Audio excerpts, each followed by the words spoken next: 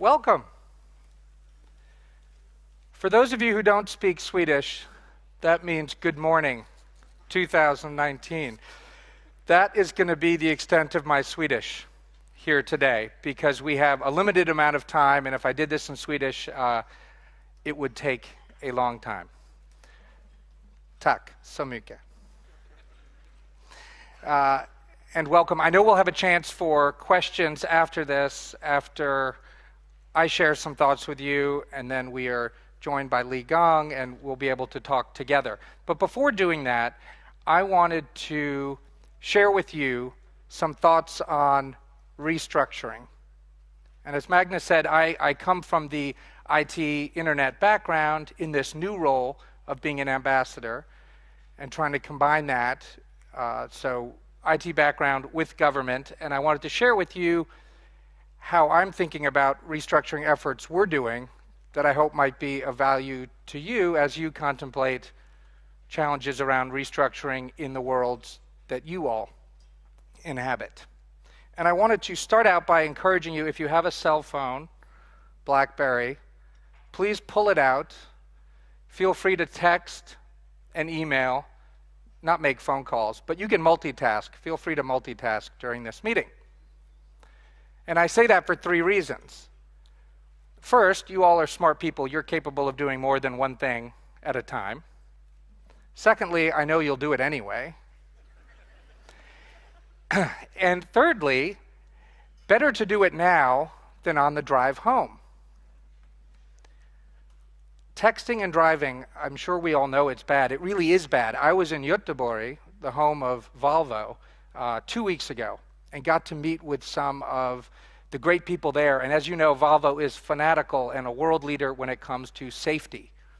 And they shared with me some stories, and as I thought about auto safety, stick with me here, I think there are some good lessons that we can learn from what safe driving is as we think about entrepreneurship and restructuring.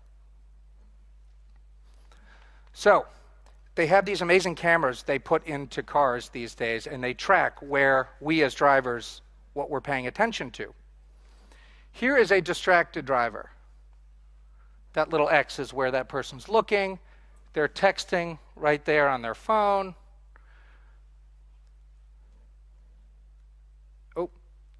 Texting right there on the phone. It is not surprising to learn that if you're texting instead of driving, you can get into crashes. Then what happens is, if you get that lesson, you put away your cell phone and you start looking at the road, and you only look at the road. So that's what this driver is doing here, just looking down the road. That may seem like the safe thing to do, but of course it's not. That is a fixated driver. That is called tunnel vision, and that is very dangerous. So you get in a crash if you're a fixated driver. Here is what a healthy, engaged driver does. They look down the road, just like the fixated driver, but then they start looking around about every, oops. Oh dear. I don't know what happened to the animation. That thing is supposed to jump all around. But every 2 seconds, you see this little X move. Look in the rear view mirror, the side view mirrors, down the road, into oncoming traffic. So an engaged driver is always looking around while focused on the road. And so what I think you have here is a spectrum. You have a distracted driver looking down. On the other extreme, you have a fixated driver just looking ahead and at nothing else. And an engaged driver there in the middle, looking down the road, but looking lots of other places as well.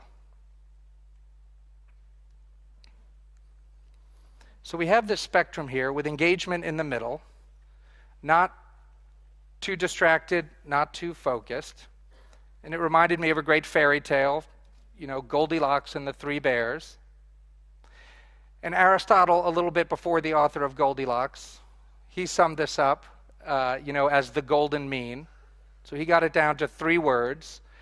You know, when you remember Aristotle said the golden mean, and the great example that we learn about in school when we study Aristotle is courage. You know, courage is such an important value, and courage is a midpoint.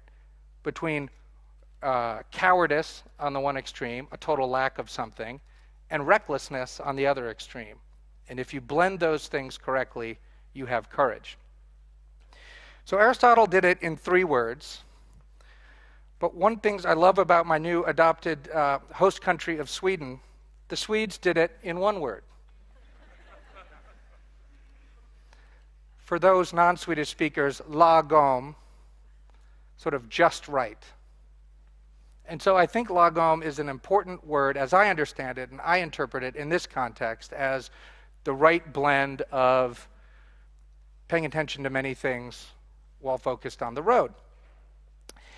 This is easy to draw in a slide. It is hard to actually practice every day. It's something I'm trying to do at the embassy, and as I've been thinking about the way to achieve that balance, I was reminded of the Obama campaign, something I was a part of as a volunteer from its very beginning.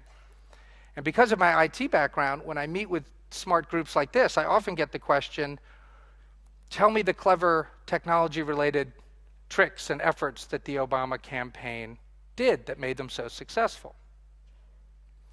And the team that worked on it was indeed an incredible bunch of geniuses, and they did amazing, innovative things.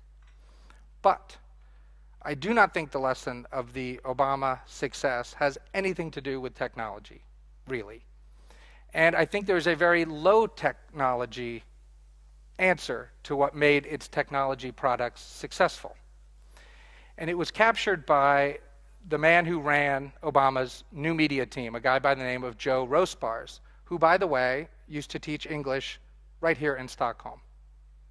So a fun Sweden connection. I went to go visit him in the early days of the campaign, went into his office, and I saw written on his whiteboard this low-tech set of guiding principles. And I had him walk me through it. And it's as hard as simple as this. And let me just explain to you. Number 1, move the metrics that matter. So in a political campaign in America, the metrics were money to fund the campaign, to pay salaries of smart people like Joe. Number 2, get volunteers like me involved. Lots of them, hopefully. And number 3, ultimately what mattered most was getting votes, right? Winning the election. So number 1, move the metrics that matter. And to do that, lower the barriers for what it is for people to participate in the campaign. And then once you've lowered the barriers, raise expectations of what it means to participate. So two quick examples of that in action. One, on the money. Traditional campaigns, you'd ask people with lots of money to give $1,000 or $2,000. That's a pretty high barrier for most of America. The Obama campaign lowered it and said, just give $25. Now, the reason other campaigns didn't say just give $25 was there aren't enough people at $25 to add up to a big enough number. And in a way, that's true. And so if all you did was lower the barrier and make it $25, you wouldn't have a success. But they raised expectations. So if you gave $25, they said, well, please give $25 next month, and another $25 the next month. Oh, and by the way, please get 10 of your friends to give $25. So again, lower the barriers for 25 and then raise the expectations. Another non-money example is text messaging. I don't know if any of you played around with this during the campaign, those of you from America, but they had a little gimmick where you could text Obama 62262 or whatever Obama was, text message, and they would let you know who the vice presidential pick would be for Obama before the newspapers knew. So this was fun. I mean, this didn't take a lot of time or money. You could do it, and you felt on the inside. Pretty low barrier. But once they had your text, they said, hey, would you also give us your zip code so we know where you live? Sure. You'd give them your zip code. And then sure enough, fast forward 3 days before the election, we all got text messages from the Obama campaign saying, hey, we know where you live. Would you like to go knock on doors? And would you like to go help get out the vote for Obama? And our president didn't stop with the election. We know the end. He won the election. But he kept going with that spirit of lowering the barriers and raising expectations in the after he was inaugurated. He got passed an $800 billion Reinvestment and Recovery Act in the first 30 days, I think it was, after being inaugurated. An incredible sum, 80 billion of which, by the way, is devoted to green technology. These are huge numbers, and wherever you have huge numbers, obviously there is room for abuse and for fraud, and making sure we track all these things. So he got his team to set up recovery.gov. It's a fascinating site. It's amazing. They've got all the detail. And here's a map of the US, but you can drill down. So I put in my zip code just to see what was going on. That's where my wife, Brooke, who's here tonight, our real home is back in Kentucky, right there. We didn't get any stimulus money, you'll be glad to know. But all these people did, and they're doing all these neat projects. And you can drill down and see who got grants, who got loans, what for. So if you see some abuse going on, you can report them. Or better yet, to focus on the positive, if you've got a great project inspired by what you read there, you can go easily apply for it. So Obama is engaging on the domestic front. He's also engaging, as you know, on the international front. In less than a month, he's going to go accept the Nobel Peace Prize, as you know. And when he accepted that prize, he said, I will only accept it as a call to action. He knows the hard work has yet to be done. He will accept it as a call to action.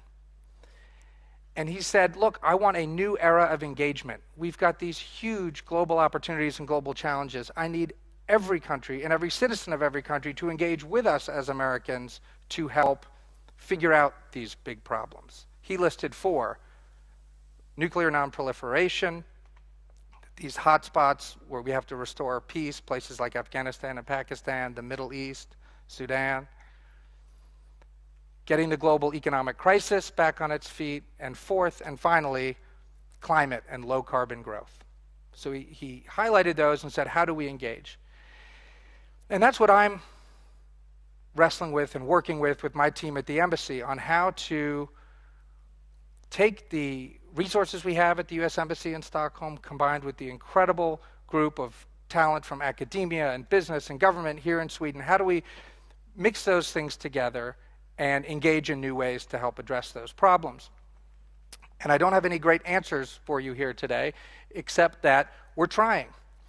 And even before I got here, our wonderful team was reaching out beyond the typical embassy website, which, newsflash, not that many people visit.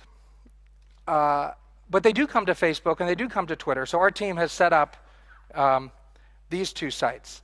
And that is necessary, but I think not sufficient. So we want to keep doing more things and coming up with new innovative ways to do this. And we will do this as engaged participants, like the safe driver. We know where we're headed, but we want to look around, and we need all of you, and we welcome all of your thoughts on how we can better engage, because I don't know if you recognize these faces. I was on the website here of Stockholm School of Entrepreneurship last night, and grabbed these images without permission. I'm sorry for those of you. Of the great group of faces here that brought this meeting together. And the ideas coming from the people whose faces are here, and the faces in this audience with us today hold the key. So I look forward to hearing your ideas as we go down this road together. Thank you. Oh, thank you so much. Please, choose a chair which suits your personality, maybe, and so on. So, without further ado,